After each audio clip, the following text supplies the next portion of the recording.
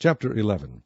And the Lord spake unto Moses and to Aaron, saying unto them, Speak unto the children of Israel, saying, These are the beasts which ye shall eat among all the beasts that are on the earth.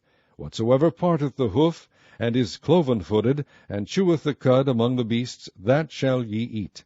Nevertheless, these shall ye not eat of them that chew the cud, or of them that divide the hoof, as the camel, because he cheweth the cud, but divideth not the hoof, he is unclean unto you. And the coney, because he cheweth the cud, but divideth not the hoof, he is unclean unto you.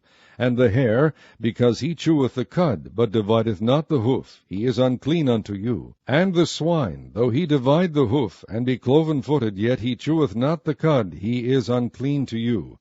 Of their flesh shall ye not eat, and their carcass shall ye not touch, they are unclean to you. These shall ye eat of all that are in the waters. Whatsoever hath fins and scales in the waters, in the seas, and in the rivers, them shall ye eat. And all that have not fins and scales in the seas, and in the rivers, of all that move in the waters, and of any living thing which is in the waters, they shall be an abomination unto you. They shall be even an abomination unto you. Ye shall not eat of their flesh, but ye shall have their carcasses in abomination. Whatsoever hath no fins nor scales in the waters, that shall be an abomination unto you. And these are they which ye shall have in abomination among the fowls. They shall not be eaten. They are an abomination. The eagle, and the ossifrage, and the osprey, and the vulture, and the kite after his kind, every raven after his kind, and the owl, and the nighthawk, and the cuckoo, and the hawk after his kind, and the little owl, and the cormorant, and the great owl, and the swan, and the pelican, and the gyre-eagle, and the stork, the heron after her kind, and the lapwing, and the bat. All fowls that creep, going upon all four, shall be an abomination unto you. Yet these may ye eat of every flying creeping thing that goeth upon all four, which have legs above their feet, to leap withal upon the earth. Even these of them ye may eat, the locust after his kind, and the bold locust after his kind, and the beetle after his kind, and the grasshopper after his kind. But all other flying creeping things which have 4 feet shall be an abomination unto you, and for these ye shall be unclean. Whosoever toucheth the carcass of them shall be unclean until the even. And whosoever beareth aught of the carcass of them shall wash his clothes, and be unclean until the even. The carcasses of every beast which divideth the hoof, and is not cloven-footed, nor cheweth the cud, are unclean unto you. Every one that toucheth them shall be unclean. And whatsoever goeth upon his paws, among all manner of beasts that go on all four, those are unclean unto you. Whoso toucheth their carcass shall be unclean until the even. And he that beareth the carcass of them shall wash his clothes, and be unclean until the even. They are unclean unto you. These also shall be unclean unto you among the creeping things that creep upon the earth, the weasel, and the mouse, and the tortoise after his kind, and the ferret, and the chameleon, and the lizard, and the snail, and the mole. These are unclean to you among all that creep. Whosoever doth touch them when they be dead shall be unclean until the even.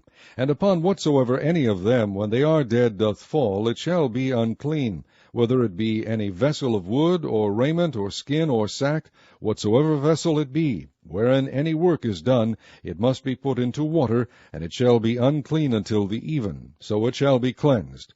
And every earthen vessel whereinto any of them falleth, whatsoever is in it shall be unclean, and ye shall break it. Of all meat which may be eaten, that on which such water cometh shall be unclean, and all drink that may be drunk in every such vessel shall be unclean. And everything whereupon any part of their carcass falleth shall be unclean, whether it be oven or ranges for pots, they shall be broken down, for they are unclean, and shall be unclean unto you. Nevertheless a fountain or pit, wherein there is plenty of water, shall be clean, but that which toucheth their carcass shall be unclean. And if any part of their carcass fall upon any sowing seed which is to be sown, it shall be clean. But if any water be put upon the seed, and any part of their carcass fall thereon, it shall be unclean unto you. And if any beast, of which ye may eat, die, he that toucheth the carcass thereof shall be unclean until the even. And he that eateth of the carcass of it shall wash his clothes, and be unclean until the even. He also that beareth the carcass of it shall wash his clothes, and be unclean until the even. And every creeping thing that creepeth upon the earth shall be an abomination, it shall not be eaten.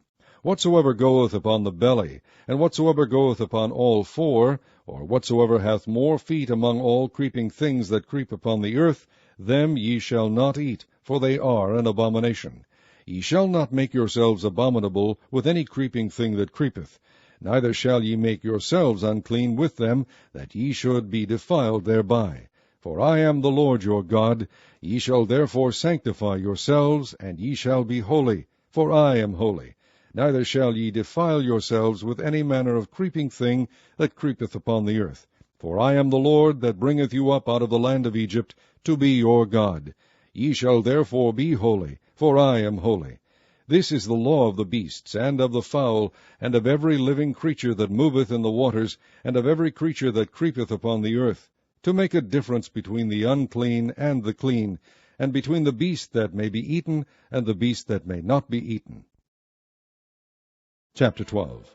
And the Lord spake unto Moses, saying, Speak unto the children of Israel, saying, If a woman have conceived seed, and born a man-child, then she shall be unclean 7 days, according to the days of the separation for her infirmity shall she be unclean. And in the 8th day the flesh of his foreskin shall be circumcised, and she shall then continue in the blood of her purifying 33 days. She shall touch no hallowed thing, nor come into the sanctuary, until the days of her purifying be fulfilled. But if she bear a maid child, then she shall be unclean 2 weeks, as in her separation, and she shall continue in the blood of her purifying 66 days.